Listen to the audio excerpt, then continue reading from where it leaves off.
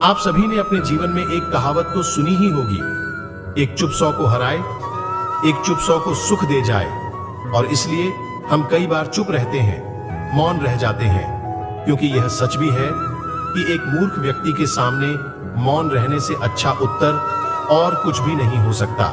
परंतु जीवन में सदैव चुप रहना उचित नहीं होता है। गीता में कहा गया है, जहां पाप का बल बढ़ रहा हो, जहां छल कपट हो रहा हो, वहां पर मौन रहने से अधिक गंभीर अपराध और कुछ नहीं हो सकता। कभी कभी हम सबके जीवन में एक समस्या अवश्य आती है कि हम किसी ताकतवर के समक्ष मौन हो जाते हैं। ऐसा क्यों? प्राय उसकी ताकत से बचने के लिए हम मौन रह जाते हैं। मानते हैं कि ऐसा करने से हम एक विवाद से बच जाते हैं, हो सकता है कि एक संघर्ष से भी बच जाते हों, परंतु ऐसा बचाव देर सबेर एक बड़े संघर्ष को जन्म दे देता है। हमारा मौन रहना अनजाने में उस व्यक्ति का समर्थन बन जाता है और वह अपने आप को और अधिक शक्तिशाली अनुभव करने लगता है।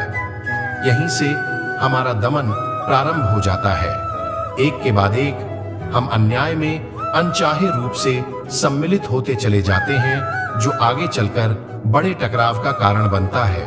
तो फिर इसका TDDH क्या है? यह समझने के लिए यह जानना आवश्यक है कि ऐसी कौन सी बात है जो विरोध करने से रोकती है। यह सामने वाले की शक्ति तो नहीं हो सकती, यह तो हमारा खुद का डर होता है जो हमें मौन रहने को विवश करता है।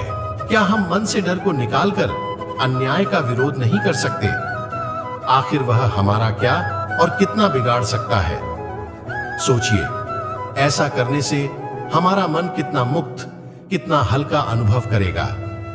गीता में भी कहा गया है, अन्याय सहना अन्याय करने से ज्यादा बड़ा पाप है। आज समाज में यही तो हो रहा है। जहां विरोध करना चाहिए वहां कोई बोलता नहीं।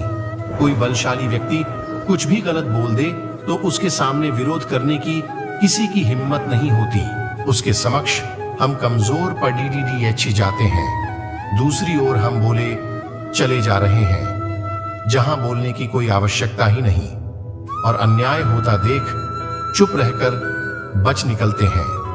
क्या हम निरंतर अपराध के भागीदार नहीं बन रहे? विचार करके देखिए। इतिहास साक्षी है कि पापियों की उद्दंडता ने संसार को उतनी हानि नहीं पहुंचाई जितनी कि सज्जनों के मौन ने पहुंचाई। यदि कोई मूर्ख बोल रहा है तो मौन रहना उचित है, परंतु यदि कहीं छल हो रहा है, अपराध हो रहा है, तो उठिए और विरोध कीजिए, क्योंकि आपके लिए न सही आने वाली पीढ़ी के लिए यह मौन घातक सिद्ध हो सकता है।